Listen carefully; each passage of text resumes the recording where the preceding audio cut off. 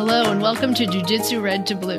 I'm Tish Durkin and our topic for today is Tampon Tim and his wacky transgender kidnappings. Yes, that is a sort of an insane topic to be considering in relation to an American presidential election, and it's even crazier to think about that this topic would be rich enough that in order to keep these videos short and simple, I have to break it into two parts, but there we are. So here's part one. Tampon Tim, of course, is the right-wing moniker for Tim Walz, the vice presidential candidate running with Kamala Harris, who in his then and current capacity as governor of Minnesota signed a very big education funding bill in 2023. And among its many provisions was the requirement that all public schools provide feminine sanitary protection to all students who need it from grades 4 to 12 free of charge. Now, one thing that I did not realize is that as high as inflation has turned out to be in recent years for items such as groceries and gas, it's been much higher for feminine protection, which of course is an essential item for many people. And the price has actually gone up something like 40% since 2019. So given how up in arms the GOP has been in recent years about how historically high inflation rates are and how intolerably unaffordable everything is, you'd think that they'd be able to join with Democrats and consider this a pretty common sense idea. But apparently not. Here's Donald Trump's national press secretary on Governor Walz's policy. As a woman, I think there's no greater threat to our health than leaders who support gender transition surgeries for young minors, who support putting tampons in men's bathrooms in public schools. Those are radical policies that Tim Walz supports. So there it is. The outrage is not about the availability of feminine protection. It is about who it is available to.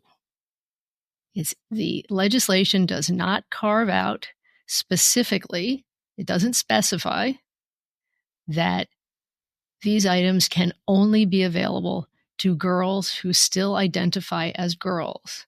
Importantly, the legislation also does not specify where the items need to be made available. It does not require that these items be in the boys' bathroom, but they do have to be someplace where people who may not identify as girls can access them.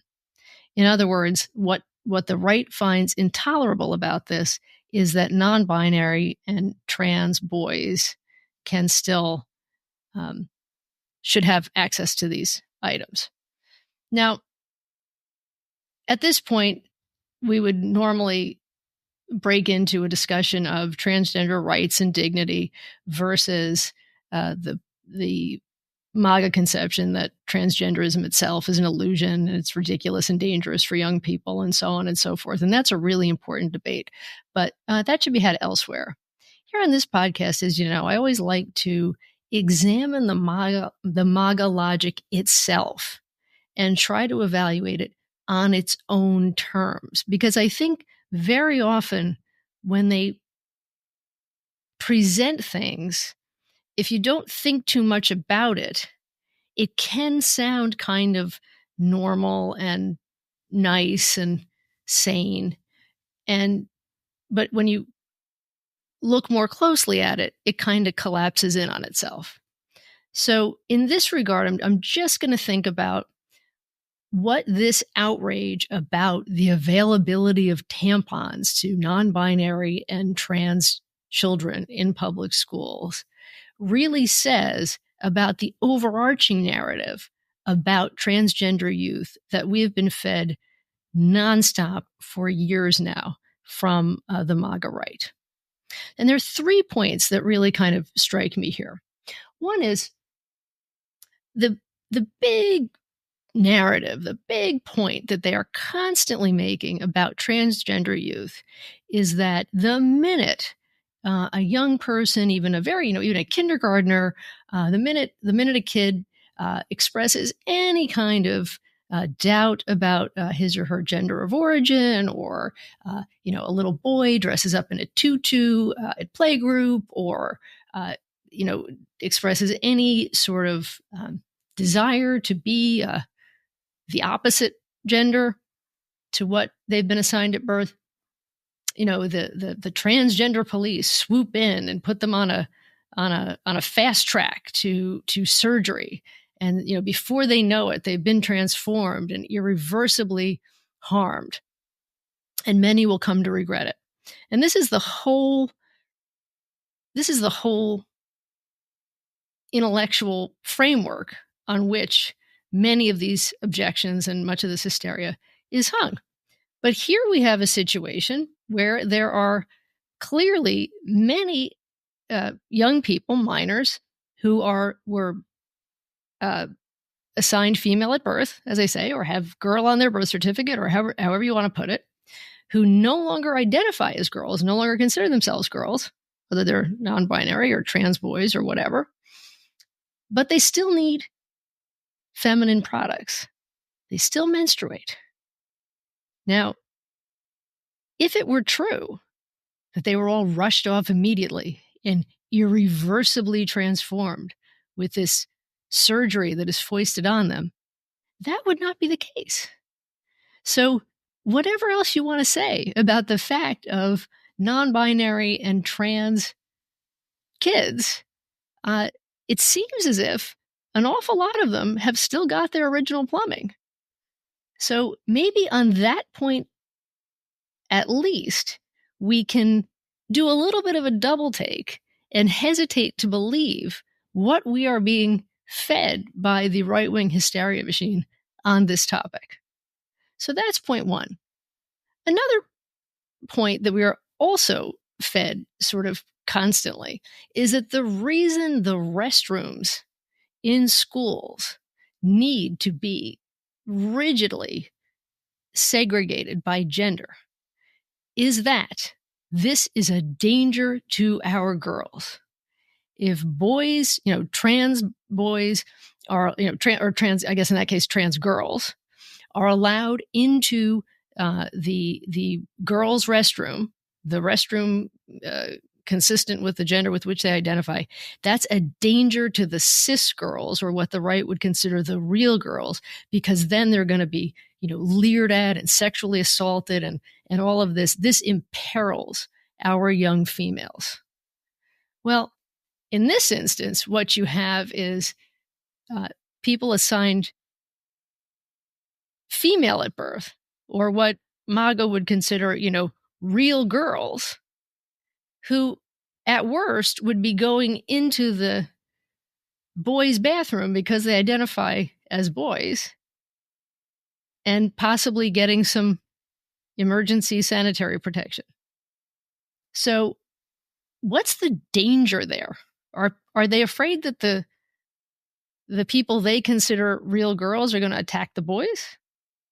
Are they afraid the boys are going to look at the sanitary stuff in their bathroom and realize that some people menstruate even if they themselves do not? Are they going to mistake the sanitary napkins for snacks? I mean, what is the real problem? There isn't a real problem in terms of the personal safety of the children. So at least in this instance, we can look askance at this idea that, we don't hate anyone, we don't want to exclude anyone, we don't want to ridicule anyone, but we have to keep our kids safe. Because, of course, in this particular discussion, safety doesn't even apply as a concern. And finally, let's look at, again, not me talking, but the whole MAGA, right-wing, anti-trans account of what is really going on with transgender youth. To hear them tell it,